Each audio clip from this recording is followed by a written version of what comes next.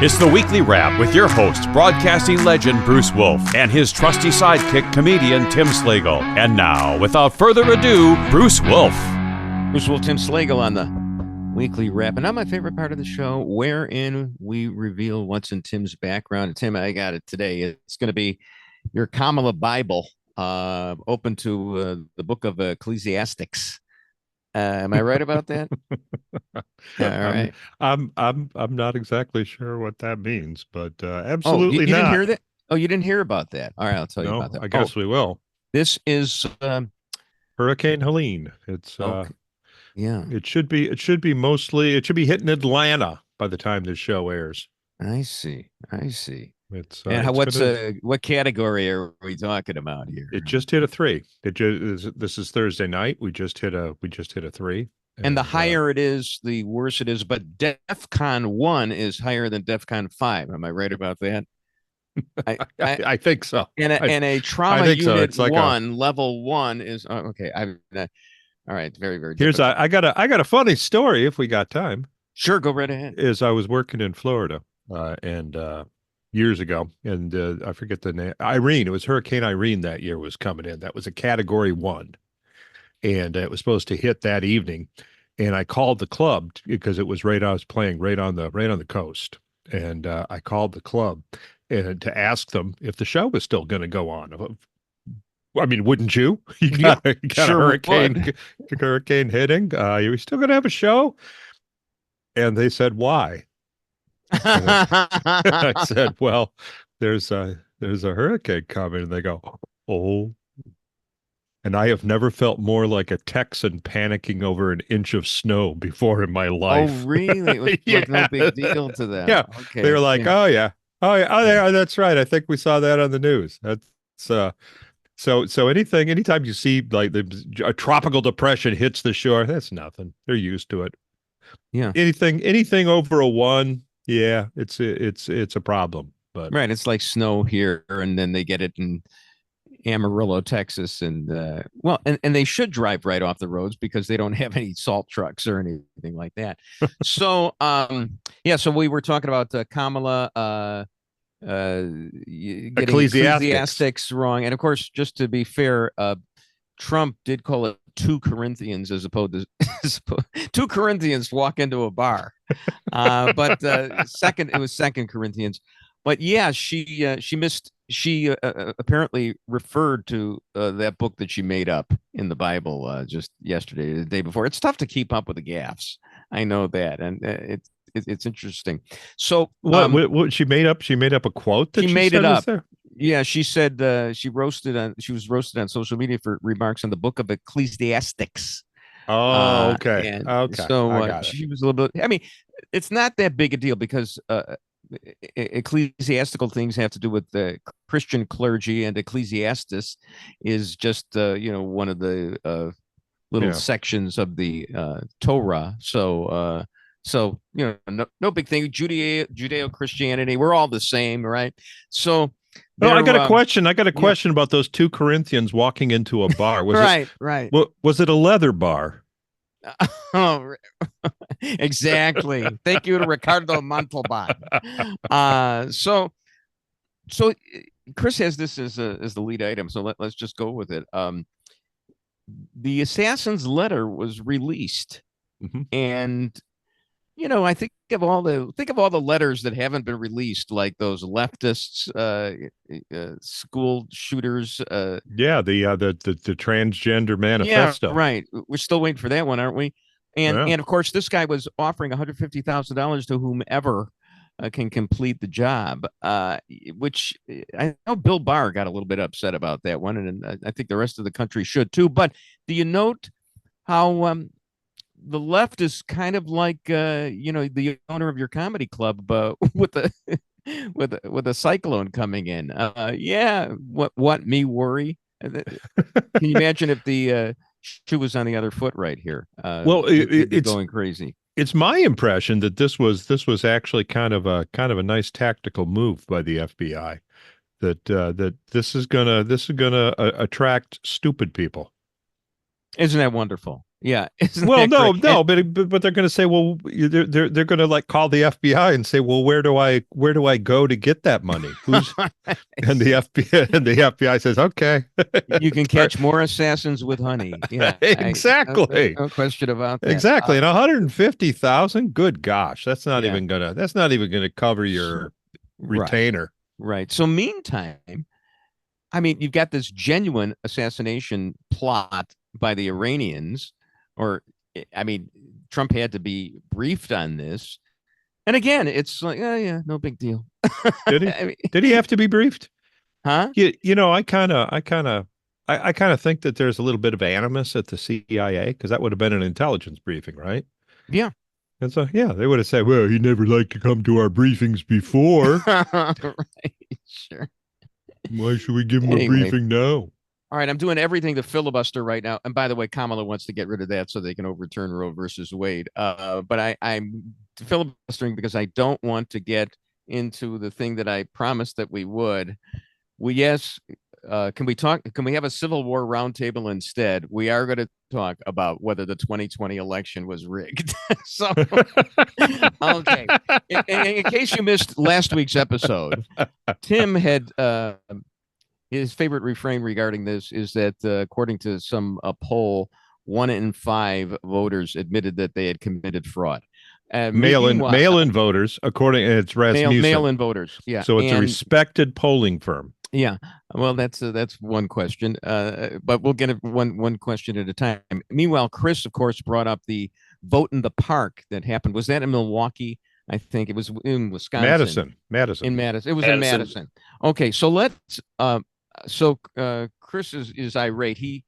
Because I sent a story that was done by Annenberg, which of course is leftist. I understand that, and if you want to make the ad hominem argument that what they say is lousy and untrue because it's from them, that's fine. But I'd like to go line by line on this. So Chris sent me an email saying, hold on, line by line. Did you actually read this whole thing? Because it was very long, over the 120 characters you usually limit yourself to. Chris, you insolent slut. So it's actually 350 now, isn't it? It's 280, but who's counting? So here's the thing.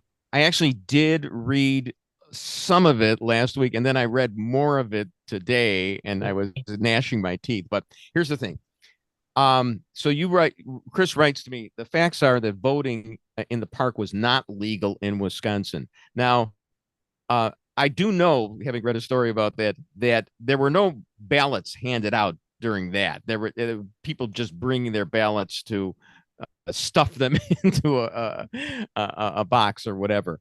I don't know how that was adjudicated in Wisconsin. I assume it was they said it was legal. Some court said it was legal, and that's a procedural thing, and maybe that needs to be remedied. But that's not what I think of when I think of a rigged election. You also said that Pennsylvania changed its laws by executive order when it clearly states their legislature is in charge of elections. Again, another good objection, but of course that had to be handled in a timely manner through the courts.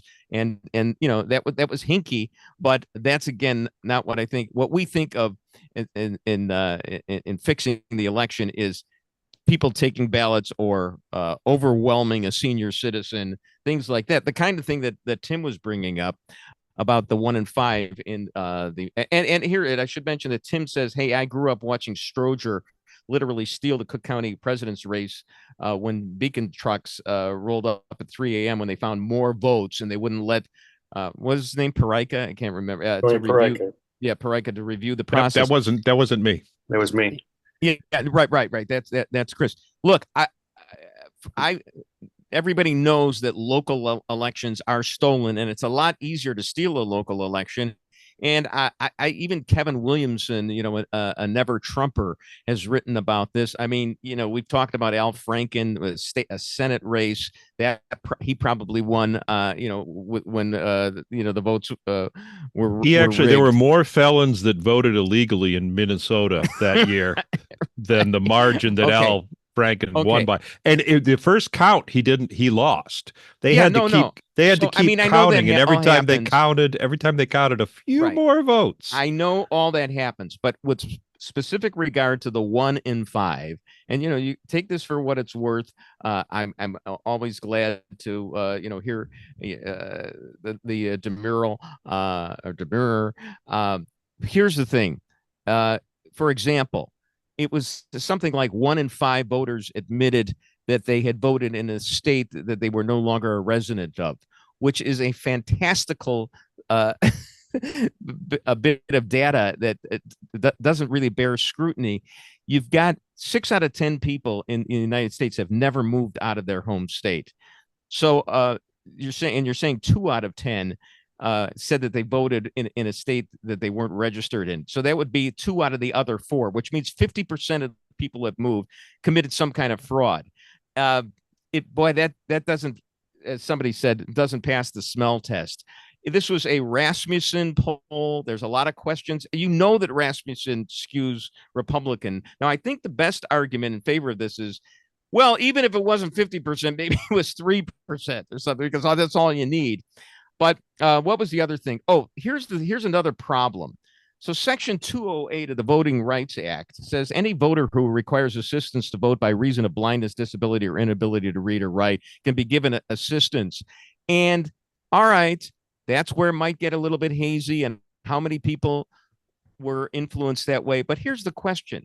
You still needed tens of thousands of votes to happen that way. There should have been a trail left. There should be some people that you could actually get concrete evidence against as of having been the 20,000 mules that Dinesh D'Souza tried to say that there were. And you don't have that. You don't have it. So you're going to get 20% of the mail-in voters to say, yeah, I know I cheated. Yeah, I filled it out for Grandma. She thought she was voting for Trump, but I was filling it out. She's blind. She didn't know. I mean, well, no, come on. Are you going to have that? Where do you have? You don't have. Well, it doesn't. First of all, I mean, it's a Rasmussen poll. I mean, look in the nether regions of that story where they get into all the math, and it gets a little difficult, I imagine, for all of us who don't even understand the difference between a Category 3 and a DEFCON 4. But here's the thing: you still would need concrete evidence. Show me the people that were doing this, bring them to court, and prove the case that they were doing this. It's a problem with conspiracies. You need a whole bunch of people involved in it, and it just falls apart. It does, and a lot of these things went through the courts and everything. Yeah, go ahead. So you admit that, especially on a local level, especially Chicago, say Philadelphia, Milwaukee, that they'll cheat on local elections. Why wouldn't that same apparatus help the machine for the big elections? And we're talking about shaving off just 10,000 votes here is nothing in a major city like Philadelphia. It would be nice. Milwaukee. First of all, and they even this article gets into Pennsylvania and all the safeguards that they have had for generations. Among them, mail voting in Pennsylvania has multiple layers of security that involve registered voters having to provide appropriate ID before their mail ballot can be counted, and that prevent any voter from casting more than one ballot in any given election. And by the way, this Rasmussen poll, 1 in 5, it was a national poll, so it didn't even particularize Pennsylvania there. I mean, you just need more proof here, and it's just not there. I rest my case. 40%. I just looked it up. 40% of people mailed in their ballots on election day 2020. 40%. Right. So that means that 8%, if it's a 1 in 5, no, ma'am, I might be wrong there. Right. But yeah, it's 8% of all ballots were fraudulent in the 2020 election. Well, first of all, it wasn't, and he didn't lose by 8%. He lost by 40,000 votes. He lost by 1,000,000%. I'm challenging whether those were actually fraudulent. I'm challenging the efficacy of the poll. It doesn't pass the smell test, and you've got to have. And if you have so many people who were committing fraud, can't you bring anybody into court and show that they were unduly influencing those senior citizens? You don't have anybody. Nobody. How about, Bruce, in Georgia and other states, I have to get the exact number, but I'm going to use generalities here, that they usually throw out mail-in ballots based on not being able to verify the signature at a rate that was like usually 10 times. I remember that one. I remember that one, and I proven true. forget the answer. You know, and I wanted that one to be, I wanted that one to be rigged too. And I remember that there was a satisfactory answer back then. Oh, we'll have to continue with this again next week, because I remember that one, but I just don't remember the answer to it. That it wasn't, unfortunately, it wasn't rigged. But okay, now that we've blown through 2 segments here, We might as well everybody keep it. hide, the hurricane's coming. Bruce Wolf, Tim Slagle on the weekly wrap.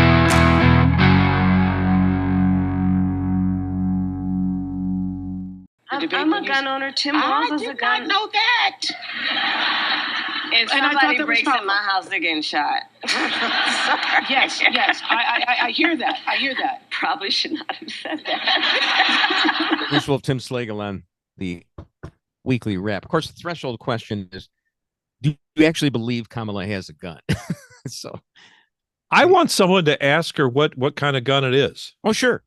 And she also mentioned like that she was involved, you know, with helping businessmen or whatever. And, you know, somebody said, name one business. I mean, so I, you know, Not even a businessman, just a business. yeah, no, yeah, right. I mean, Well, yeah. she was asked today about McDonald's. It's somebody again? asked if she ever served 2 all beef patties, special sauce, lettuce, cheese, pickles, onions, and she goes, "On a sesame seed bun." She did say that though. Yeah, yeah. On a Sesame, she did finish the commercial. She finished the Okay. commercial. Yeah. They should have And then- made her say the entire commercial. Of course, that doesn't mean. Well, she no, the actually- interviewer started it out. Yeah, no, I understand. I And then understand. she But finished she it with the finished sesame. it. She finished it and Okay, then well, said, that's "I pretty did good. fries. She did fries. Okay. I did fries." Yeah. All right. I mean, so here's You know, the it'd be thing. really easy question there. Really easy follow up. What franchise? Well, Very, very easy. So you know, she goes, yeah, I did. Yeah, it was the McDonald's in Dinkytown. it's hard to tell because, and as Chris says, she did fries with Willie Brown and Montel. Okay. All right. If you know what I mean, and I don't, but that's fine. No, I think what you're trying to say. I think is, that would have been a fish fillet. yeah, and I think it's better than the one that I was going to come up with, which was Kamala over 4 billion served. But anyway.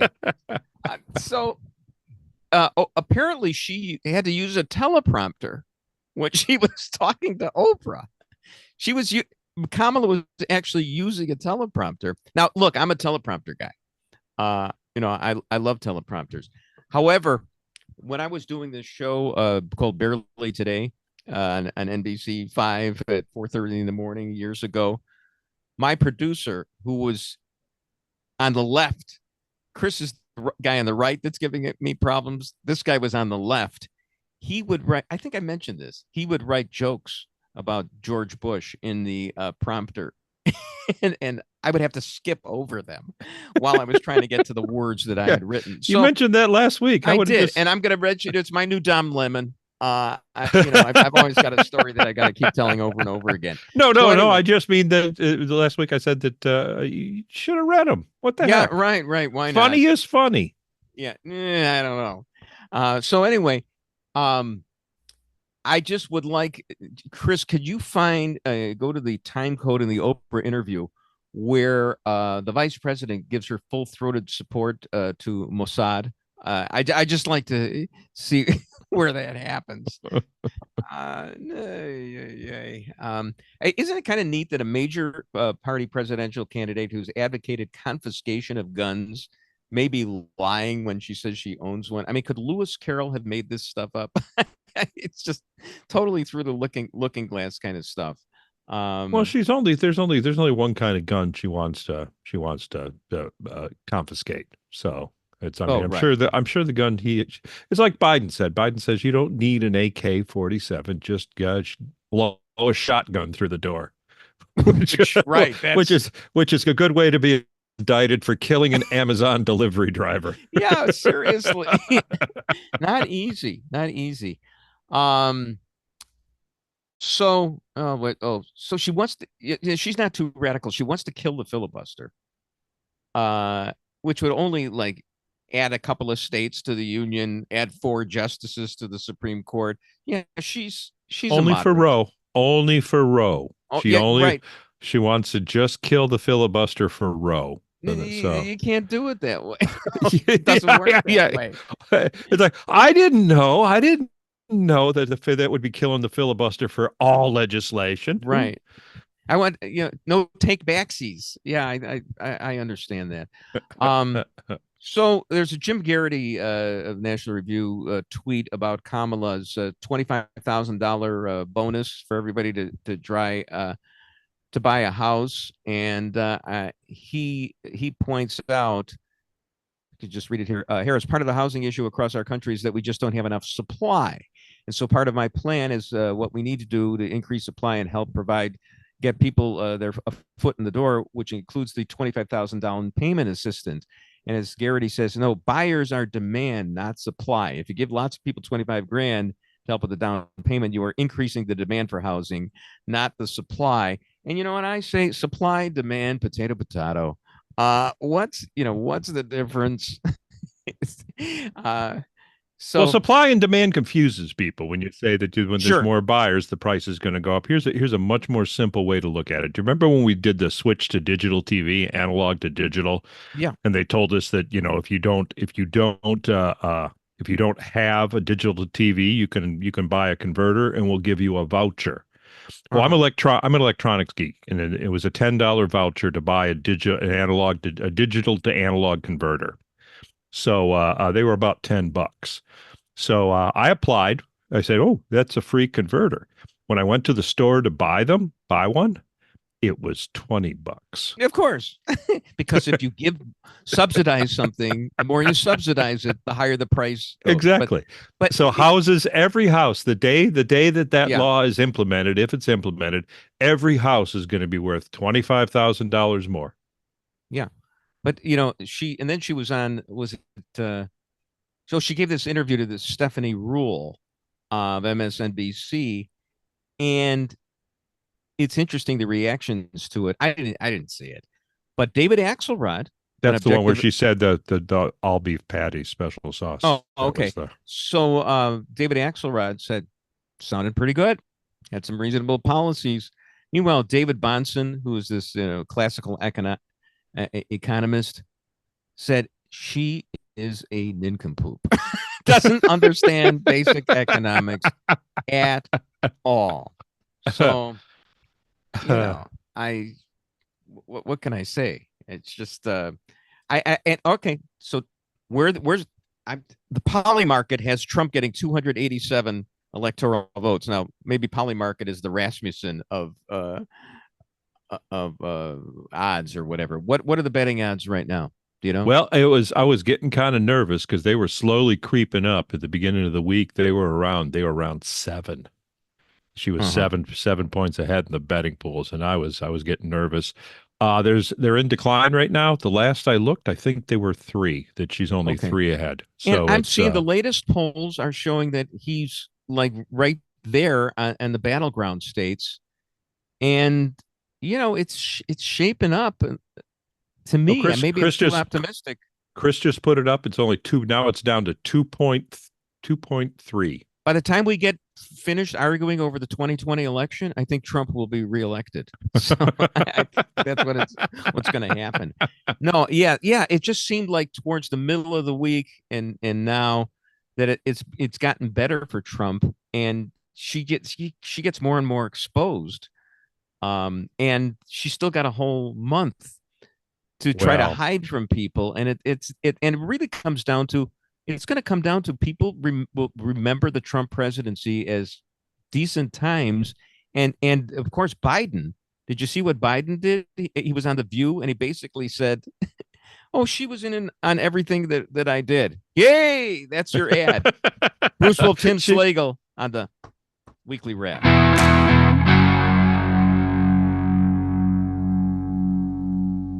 Now, First Lady Jill Biden, Dr. Jill, was seated at the head of the table at a presidential cabinet meeting.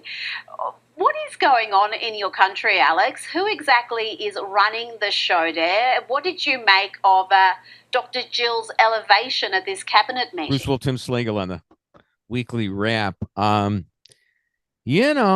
I hope Jill is still chairing cabinet meetings during the Harris administration. I mean, if Oprah isn't available, what? I mean, why? Well, we kind of knew it, didn't we? I mean, when Joe wouldn't leave and Jill said we're not leaving, we kind of knew. We kind of figured it out. Who's been signing the bills that got slipped under the door? Is anybody asked? Is any Stephanie Rule or Dana Bash or anybody ever going to ask? Well, it was asked at one point during one of those fixed interviews, and Kamala's answer was, I mean, I've been with Joe Biden and he is, alert, he's ready to go and everything. And there was no follow-up, which would have been, well, then why isn't he running for president? So to keep the office. So, and we just let this go. And where's the 25th Amendment being invoked? She wasn't elected president. I mean, everybody knows this. Yeah, nothing in the president. Nothing in the 25th Amendment says it's devolves to the first lady. Of course, there is precedent for that, though. Well, Edith Wilson, was that her first name? Wilson. I mean, he was a stroke victim, and sure. But they got away with so much stuff before the internet and everything. I mean, Kennedy would have been out of office before he got assassinated. There would have been, everybody would have known that he had Addison's disease. Sure. And and not to mention the sex scandals. Of course, there would have been a lot of people saying, for a guy with a bad back, I mean, he's pretty. Hey, Cujo's, as Michael Jordan would say to you. So, did you see the story about the public health sex parties in New York? And there was a. Well, when I was a kid, the people used to have chicken pox parties, so that they would get it. Yeah, you would get it as a kid, so you would be immune. So couldn't we just look at these as monkey pox parties? Yeah. Hey, save that one for where's your next gig? Come on, man. That's A level. Don't waste it on this. But that's okay. So National Review had a tweet about that this guy in New York was they called him the health czar, and I mean that to me is malpractice. I'm sure he wasn't a czar, maybe a vassal or a command sergeant major, but not a czar. Well, czars don't need safe words, so. Right. And I'll bet you the male participants wore condoms to keep the group sex safe. But I'm sure that was conveniently ignored by the media which reported on this. Yeah, no, I'm sure they did just fine. And speaking of sex, did you see where where Kamala Harris, I think this is according to Axios, wanted to decriminalize sex work? She said that in 2019. Now I'm sure her position has changed to female superior since then. But what? Again, part of her radical agenda, I would say. Well, there's no federal law against sex work, right? Of course not. It's a local matter. Exactly. So why is it even an issue for a president? Why? Well, as a matter of fact, I think we should end the filibuster so that we legalize sex work across the nation just for this and abortion. Okay. So. Did you see, there's this Noah Rothman tweet on CBS News, had a graphic about immigrants eating pets. Okay. And, it was Republicans, us deplorables who believe that kind of thing. And the liberals don't believe it. Let's look at the graphic. Certainly probably true. Only 37% believe that Haitian immigrants are eating pets. 69% of Trump voters, however, do believe that. So, but I was thinking, and have I mentioned this before? Matthew Shepard. Have we talked about Matthew Shepard a little bit? You know who I'm referring to when I say that? Yeah. It's the martyr for gay rights. Gay rights, yeah. So he helped inspire the gay rights movement because he supposedly was murdered because he was gay. but certainly slash probably, according to the CBS graphic that I'm going to put up one of these days, he was killed over a drug deal. Sure. And it wasn't because he was gay. Yeah. And, you know, and the gay rights leaders, how's that even relevant? what's relevant is that we believe in myths. Yeah. Myths serve a purpose. And, Absolutely. And some of the the gay rights activists, I think Andrew Sullivan was one of them, said, yeah, you're right. It didn't really happen, but it really helped get the movement going. Sure. And that's what J.D. Vance essentially was saying about the pet story, although there is some documentation somewhere that some people were calling into the city manager about this. But even if it's not true, it's a myth that serves a purpose. And when the myth, yes, as Chris says, Bruce believes in the myth that the 2020 election wasn't stolen. We all have our myths. So here's the thing. It just depends on, you know, what you want to believe in. So Vance drew attention to the whole problem, and it is a problem. I saw Jamie Dimon, that financial honcho, and there was even talk about him running for president a little bit earlier this year, and he said, "You just got to be a crazy liberal to believe that it's not a problem in New York City." Because it is. Everybody recognizes it. Here's the thing. They're not eating pets because when they're being raised for food, they're livestock. Right. So it's that is not my pet. That is my livestock. I only eat my livestock. So I mentioned David Bahnsen a little bit earlier, that classical economist, good conservative. He was writing about the New York Times tech union has these demands. You know, I thought it was a joke. I thought it was Babylon Bee stuff. This is the tech union demands. They want a 4-day work week, unlimited break time, no cents, SCENTS, in the break room, paid pet bereavement leave. I mean, So if some Haitian eats their pet, they get to take time off, and they want trigger warnings before news events are discussed. And this is at a newspaper, as Bahnsen says. So you can't even discuss that. Now, look, I think it could have been worse. They could have demanded that the pandemic be recreated and that they all work from home, even though they're in the tech union. It's kind of an interesting twist because, you used to use the excuse of my dog eating my paper for the reason why you didn't have your project finished. It's why weren't you at work yesterday? Well, Haitian ate my dog. Yeah, exactly. In my country, paper eats dog. And we're turning into Pravda. We're turning into them damn commies. I'm trying to just get my cred back with you guys. Although I don't know that Trump is anti-communist. Celebrating Putin or Putin, whichever. All right, little break. Something even more fun. I saw this tweet from Al Green, and I don't know if it's the real Al Green or somebody who's taking the nameplate Al Green, but there's a picture of a Walgreens and the Walgreens sign, and there's a picture of Al Green covering up the W in Walgreens, so it's a picture of him, and next to that is Al Green's, which to me was funny and gives me a chance here for an instant parody. Are you ready for this one? I'm waiting. It's not that good. Here we go. I am so into drugs with you. I love your drive-through, and the flu shots are free. And I didn't come up with the next line because it's just a short parody, but I like mercifully. That thing. Yeah, I like that thing from Al Green. Do you think it's the real Al Green?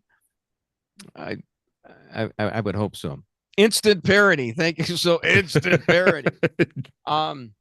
Speaking of green, Gene Siskel was wearing not Gene Siskel. Ed Burke was wearing a green tie when I sat next to him, a few seats away from him, at Gene Siskel's funeral. And Ed Burke, went to prison this week.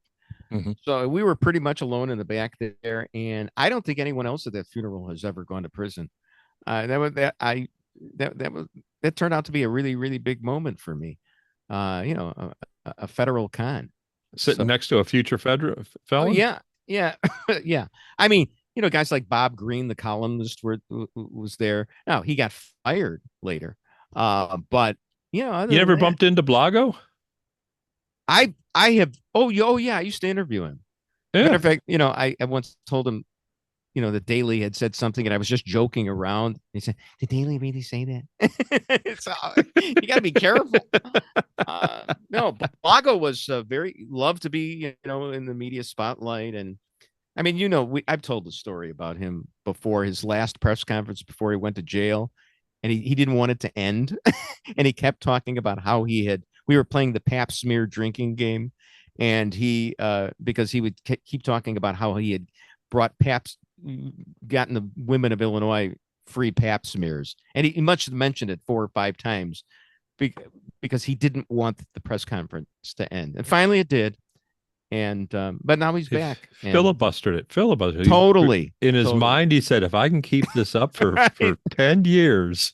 He could do it. Mr. Smith goes to prison. Bruce Wolf, Tim Slagle on the Weekly Wrap.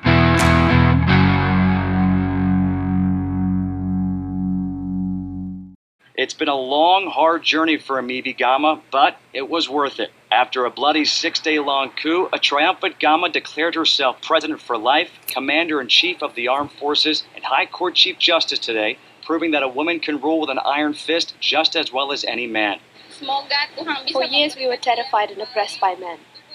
It would be wonderful to now be terrified and oppressed by one of our own. Dr. Sandra Sujana, the author of the book Amibi Gama, A Woman to Fear, says Gama's success is a sign of the country's progress. 20 or even 10 years ago, nobody could have even considered a woman would behead her political rivals in the town square. It's a truly great. Bruce Wolf, Tim Slagle on a Weekly Wrap. I mean, that's a good Onion bit. It reminds me of a friend of mine once said that you hear all the time that if women were in charge, there would be no more war. And she said to me, "Are you serious? Women will go to war because another woman wore the wrong shoes." Well, maybe if there's only one woman leader, but I mean, if you have a woman leading the United States and a woman leading the Soviet Union, but all the women leaders we have been hawkish. I believe with Margaret but maybe Thatcher. they're trying to prove too much. That's the problem. You never know. But anyway, the Onion, has undergone a big change. We just showed that clip. My favorite of when they had the news show on the Onion was the child who had been raised by Wolf Blitzer. You just look that one up, and he was 11 years old now, or she was whatever, and she sounded just like Wolf Blitzer. She'd been raised by Wolf Blitzer, and what was funny was this little girl who's playing Wolf Blitzer says, "Back to you, Christine Amanpour." It was very good. But the Onion now, I mean, I saw this tweet, and it was House Ways and Means Committee approves $50 million in funding for White Chicks sequel. And I'm thinking the Onion is reduced to puns. The Wayans brothers. I mean, puns. Anybody can do puns, but much like the analogy that peeling an onion, there's nothing inside. It has definitely become prophetic for that organization. Now the Babylon Bee, I don't like a lot of their stuff, but here's a good one from the Babylon Bee, I thought, and it's about the Prager University football team. If we can show that one, do we have it, Chris? The Prager University football team. He's trying to dig it up. Does it matter on the radio? It doesn't. But it basically says here it is. It says Prager U football team still dead last in NCAA rankings, and it shows like Dennis Prager's head on it looks like a Tennessee uniform. But there's another side to that too, because it's always seemed that the better the college, the worse the football team. Well, there you go. Right. And he's, the best there is. Actually, he's wearing orange there. It reminds me a little of the current NFL player, Joe Burrow, who is 0-3 as of this writing. And he looks like Ellen now. He's got a hairdo that makes him look. So Dennis Prager actually looks more macho than Joe Burrow does right now. So where do you want to go from here? Do you want to talk about our Chicago White Sox? Oh, God. Wow. I'm actually rooting for the White Sox. They're playing your Tigers this weekend, and the Tigers need to beat them only one time, and the White Sox will set the record for being the most ignominious team in the modern history of baseball with 121 losses. But you don't really care about that. I know. I've been rooting for the White Sox to win, and they swept the Angels this week. And it's the first time I've rooted for the White Sox in ages, because I just hate to be. You don't want them to. You don't want them to break that record. I don't. I want them to. There's something about that. They're my team. Like, even though I haven't been faithful to them very much over the last few decades or so, but the 62 Mets, excuse me, who had the record before this, that was their first year, so they had no history. Chris, you want to play some very sad music right here? Maybe the Field of Dreams music in the background, or Tim, you could hum it. The 62 Mets fans were refugees from Brooklyn and Manhattan. But I remember sitting in my bedroom. I wasn't even a fan yet, and my father walked in from work and said the Sox had beaten Sandy Koufax that day. They broke my heart in 64. I actually announced an inning, not even in my own voice, on TV in 87. With Don Drysdale as my analyst. And of course, there was 2005 when I talked to Jerry Reinsdorf in the field in Houston and gave him a smiling nod. And now this, sigh. So there you go. That would be a good way to end the show, but we still got about 6 minutes to go. Sorry about that. I'm on the other side. When you have a season this miserable, there's at least that would be a highlight. It's at least we broke a record. You would think that I had been in favor of that, and for some reason I'm not. I think I'm always in favor of the underdog. And especially at this point of the season, I mean, there's no chance that they're going to get a wild card spot. They're about 50 games out of that. Right. Yeah. So, I mean, what else is there to root for at this point? What sense is there even to follow the games? So I guess so that they don't break the record. I'll bet you Chris was watching the last couple of nights. Were you, Chris? You're watching to see if they break the record? I was not. And I was disappointed in friends that went to the game to quote unquote witness history. Yeah. Finally, Chris and I are on the same page. Screw the 2020 election, Chris. The White Sox. We have our bond, Bruce. Blood. We have our bond. We have our bond. Yeah, we have our bond there. Is attendance up because people way up? Yeah, because people like a disaster. All they needed was fans apparently to win, Bruce. They just needed the fans to show up. And I didn't even like those fans who showed up at Disco Demolition in '79, July the 12th. Even though that helped make my career, I find out years later because I wound up working with Steve Dahl.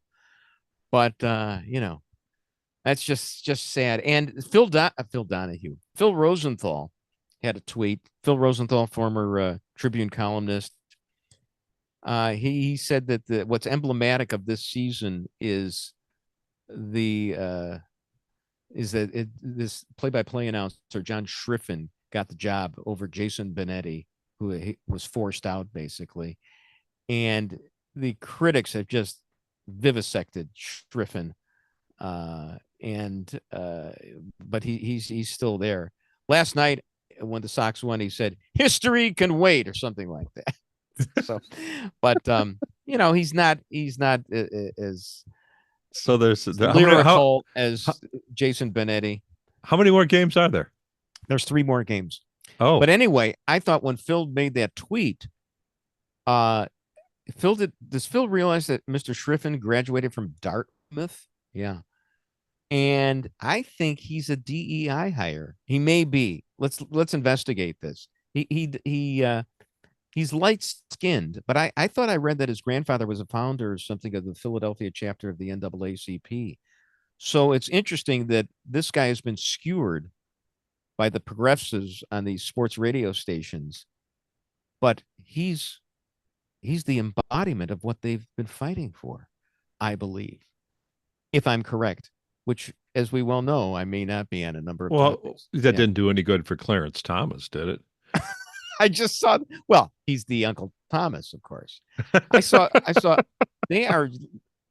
they're trying to get him for everything. I saw a picture of Clarence Thomas next to like a Madden cruiser that he has. And supposedly, but everybody, make those rules for everybody, make them for Congress, make them for the Supreme Court. Now they're, they're scrutinizing Thomas. And of course, the only reason they're doing it, and they'll stop once the filibuster ends. Oh, by the way, Phil deleted that tweet, Chris says. Wow, that's interesting. He had criticized Schriffen and then he deleted it. Why? Phil? It's not like Phil has a job anywhere, right? I don't understand. Anyway, let's switch real quickly. So the Bears have a quarterback named Caleb Williams. I've heard that. And of course, and he's a real young guy. And he was talking about I believe, Keenan Allen, this receiver who manages to work very well in tight spaces. And he said that guy could catch a ball in a telephone booth. And I was just thinking, I bet you Caleb Williams has never even seen a telephone booth. He's only 23 or something. Maybe he saw a Superman movie, a few years ago. Could have watched The Wire. There we go. Or there's a scene in Airplane, I think, where it's either Airplane or Airplane 2, where the press, all the guys in their hats are gonna run to get the story that the plane is maybe crashing, and there's a row of telephone booths, and they run to them en masse, and this phalanx of reporters, and they knock all the booths down in unison. A very well choreographed scene. But since then, nobody uses a telephone booth anymore. Yeah, I can't even remember when the booths started disappearing. I mean, for the actual booths, they had the wall units with like the little shelters on the side. Those kind of remained for a while. Right. But an actual booth, I can't remember. And for those of you watching on the radio right now, there's the booths getting knocked over in Airplane. Tim, do you have anything to plug right now? Those look like confessionals to me. Yeah. We have I've got a show coming up, but it's in Minneapolis that's called Crash and Burn. It's a fabulous show. I invite 3 other comics to join me in a week writing 20 minutes apiece. It's just a lot of fun. We start out on Tuesday with stuff straight out of our notebook, and then we work together as a group, giving each other notes all week, and then hopefully by Saturday we each have a brand new 20 minutes. Well, I can't let me just throw out some topics for you. George Floyd, the burning of Minneapolis. How about those Vikings? A friend of mine got in a lot of trouble. He said that he was down at the George Floyd monument when he was in town, and he said, I think it's really important to have a monument there so that children are aware of the dangers of fentanyl. Bruce Wolf, Tim Slagle on the Weekly Wrap. And that's the Weekly Wrap on radio and television. Follow Bruce at Bruce Wolf Shy on Twitter and Tim at timslagle.com. The Weekly Wrap with Bruce Wolf, a CP Pods production.